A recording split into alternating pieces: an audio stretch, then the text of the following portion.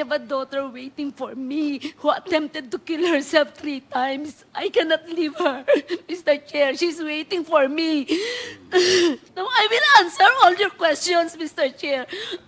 With regards to my travels, that's the real answer. I do not know why my visa was canceled, Mr. Chair. It is all about the question being raised to you by the members, and you're evading the question. I think the resource person does not have any recourse with us anymore, simply because we have decided.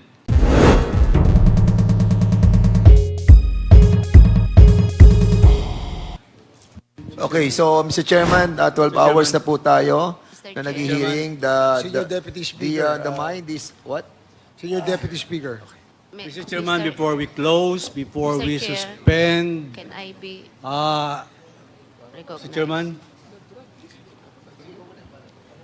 Mr. Chairman, before we end, before we suspend, sa mga nanonood po, sa mga ating kababayan at sa buong mundo ngayon, napaka-importante po nitong ginagawa natin ngayon.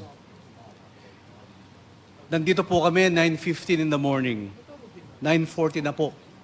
Isipin mo, may 12 hours na po dito sa ating hearing. Napaka-importante. That's why we formed this Quadcom, headed by our Chairman Ace Barbers, ang ating chairman ng Dangerous Drugs. Kanina, sabi natin, ang pag-uusapan natin is only EJK, that is human rights. Nandito si Chairman Benny. At yung POGO, we will tackle it next week. And the public order and safety, and the public accounts. And this is for the first time in the history, this 19th Congress will make an history. We will reshape our country. Tulungan niyo po kami, mga kawani natin sa gobyerno, my fellow workers in government. We will lead to reshape this country for our young and future generation. Diniscuss po natin kanina, drugs. Kanina, EJK. Pag nagbenta ka ng drugs, mapupunta sa pagbili ng mga lupa. That's number 2. Number 3, pag nakabili ka ng drugs, nagbenta ka ng drugs, ng droga, mag-aaway kayo, magpapatayan kayo. That is EJK. Number 4, pag marami na kayong pera, mamimili po kayo ng lupa. Hindi nyo alam kung saan nyo dadalhin yung mga pera nyo na nakita nyo dito sa droga. In summation of all of this is the Quadcom. So, Father, ano pa si Father? Si Bishop, andito pa. Kami po, we are the members of 19th Congress with my fellow congresspersons. Nagpapasalamat po kami. Napaka-importante po nitong Quadcom na to. On that note, maraming salamat, Mr. Chairman, to the co-chairman, and to our resource persons. Magandang gabi pong lahat sa ating lahat. Thank you, SDS Gonzales. Yes, do you want Can to I say... be recognized, Mr. Chair? Okay, I would like to answer the question raised by Congressman Paduano, Mr. Chair. sige. Sandali po. Which question? Ang daming question. Ang daming question kasi ng mga congressman kanina. It is only my question. Ngayon, pag Ms. Garma, you can file a motion, but you have to stay here muna. You can file a motion. Kasi tatagal tayo dito. Believe you me. Kasi kanina tinanong na kita, yung states mo pa lang na-travel, mali-mali yung sinagot mo sa akin. No, Mali. I will give Mr. you, Chair, in the next hearing, Mr. Chairman, in the next hearing, tatanungin kita ulit kung sasabihin mo ng totoo. Mr. Chair, I'm telling the truth, Mr. Chair, in my mother's grave. Yung travel ko sa States, sinabi ko na po ang totoo. I don't even know the answer why my visa was invalidated by... Hindi lang yung visa, Ms. Garma, alam mo kung bakit ka pinigil. No, Alam mo. Mr. Chair, I do not know, Mr. Anyway, Chair. Mr. Chairman, if I ask her... Mr. Chair, if you, I will be proven, Point of order, Mr. Wait, Chair. wait, wait. na Point I'm of order. lying. 1 minute suspension. I'm not lying. Yung, please address Why will the I chair lie on my travels, when you Mr. reply to Chair? the question asked by a member, okay? And ano mo lang, clarify mo lang ulit ang iyong gustong sabihin. Okay. Yes, Mr. Chair. Hearing is resumed. I wanted to answer the questions, Mr. Chair. I have a daughter waiting for me who attempted to kill herself 3 times. I cannot leave her, Mr. Chair. She's waiting for me. She attempted 3 times, Mr. Chair. That's why I cannot leave her. Now, I will answer all your questions, Mr. Chair.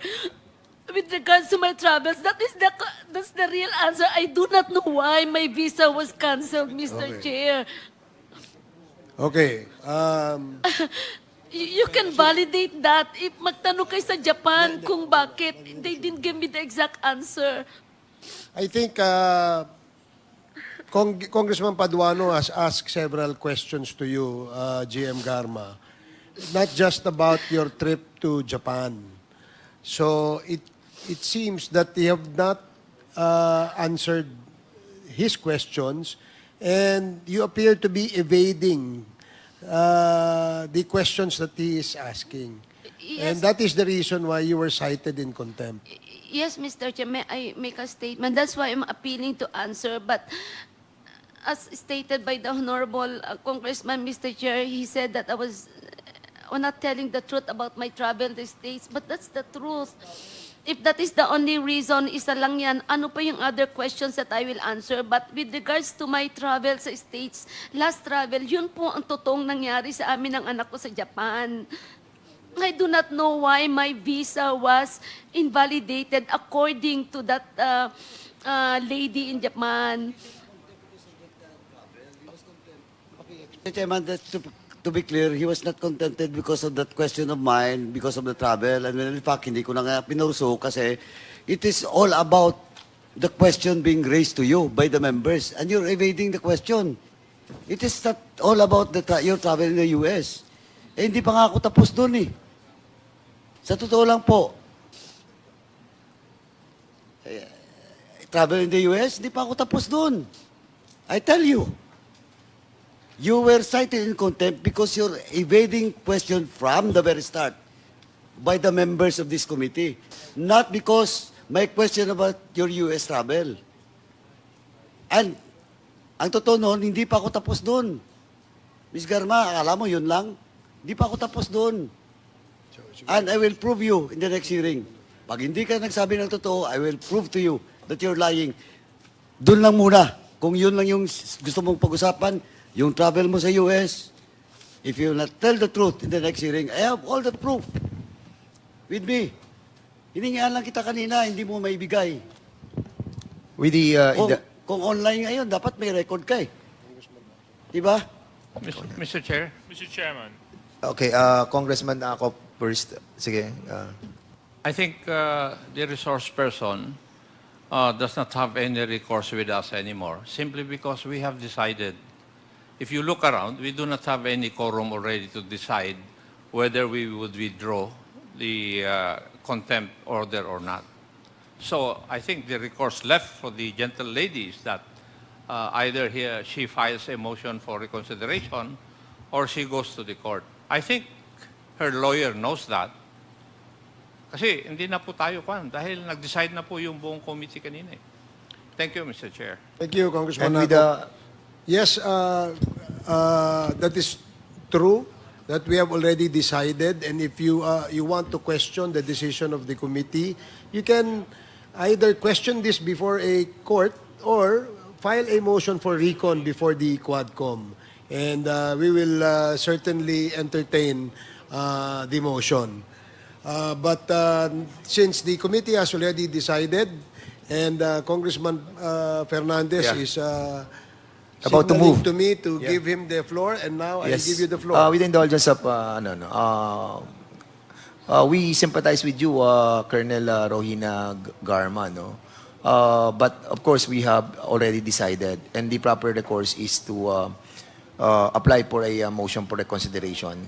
And with in relation to your daughter, daughter na sinasabi mo po, can you kindly give us a no, I mean the certificate, no? Kasi we really don't know, no? We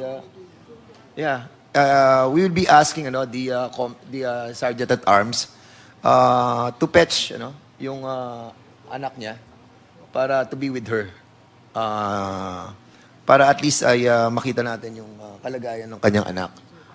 So with that, Mr. Chairman, I think it is just right for us to bring the child in here para makasama po ni Colonel Garma, yung kanya po anak.